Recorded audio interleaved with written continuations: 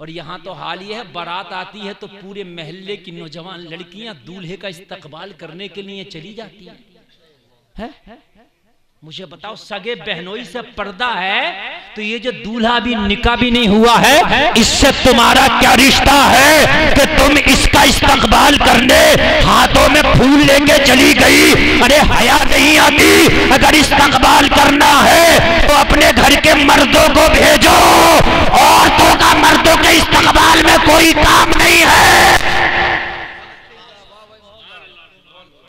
कोई काम नहीं है। एक बात बता दूं मैं आपको, बड़ी प्यारी बात बता रहा हूं, मेरी तकरीर दिल से शुरू हो गई। जो गया वो सिर्फ अपना नुकसान करके गया। 4 लोग ऐसे हैं जो सिर्फ औरत के हमदर्द हैं, बाकी सब औरत को हासिल करने के चक्कर में है।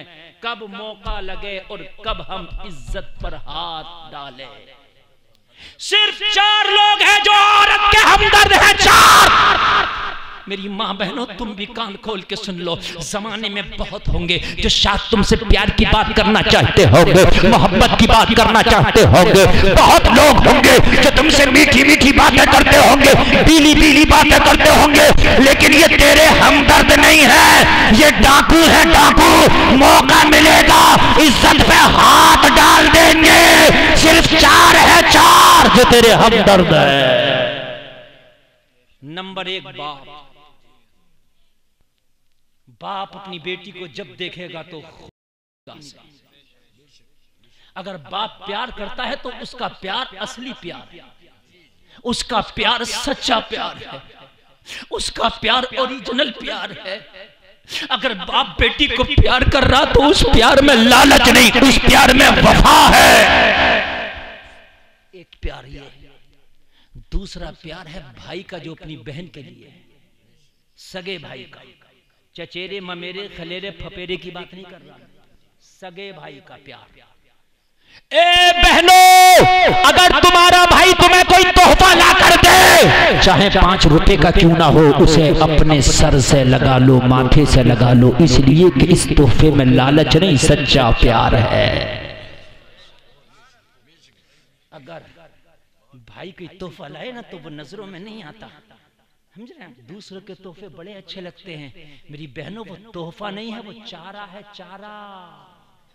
और चारा कौन सा है? आला हजरत ने उसी चारे को तरफ इशारा किया, हालांकि वो इशारा दूसरी तरफ है, मगर इधर भी हो जाएगा।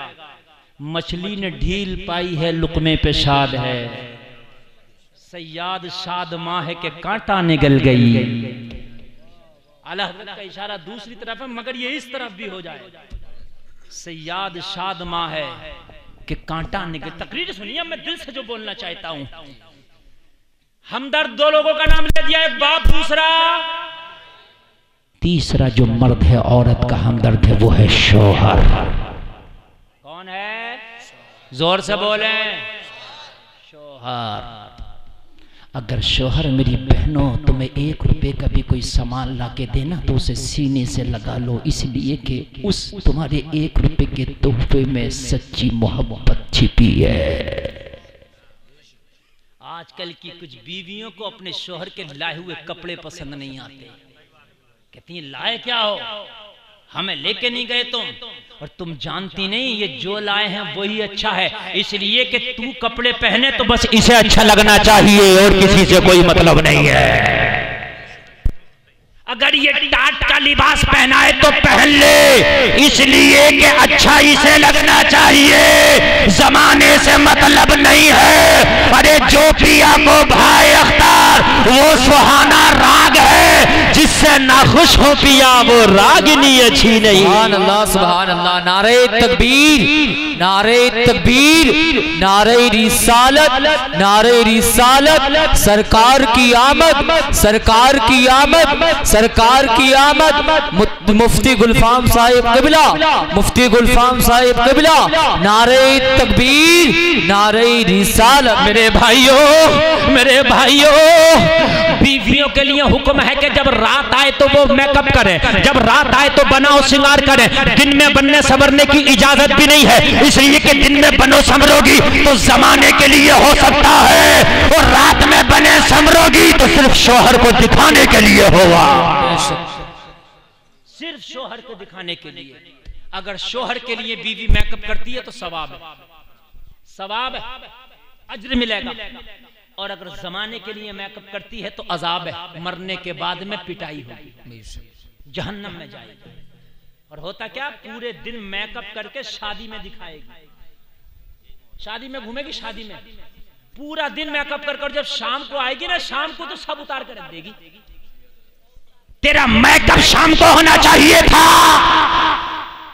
अब तो मियां हाल ये है, मेकअप करके अगर कैमरा चल रहा हो तो 2-4 चक्कर जब तक कैमरे के सामने से नहीं लगाई जब तक चैन नहीं पड़ेगा। इधर से लगाएगा, तू इधर से करने क्या जा रही है? अरे तुम्हें क्या पता मौलाना साहब, 5000 का सूट लाए इसके पापा, बड़ा महंगा सूट है, जब तक दिखा ना दूंगी जब तक चैन कैसे पड़ेगी। दिखा तू कितना दिखाती इस 5000 के सूट, समझ रहे हैं?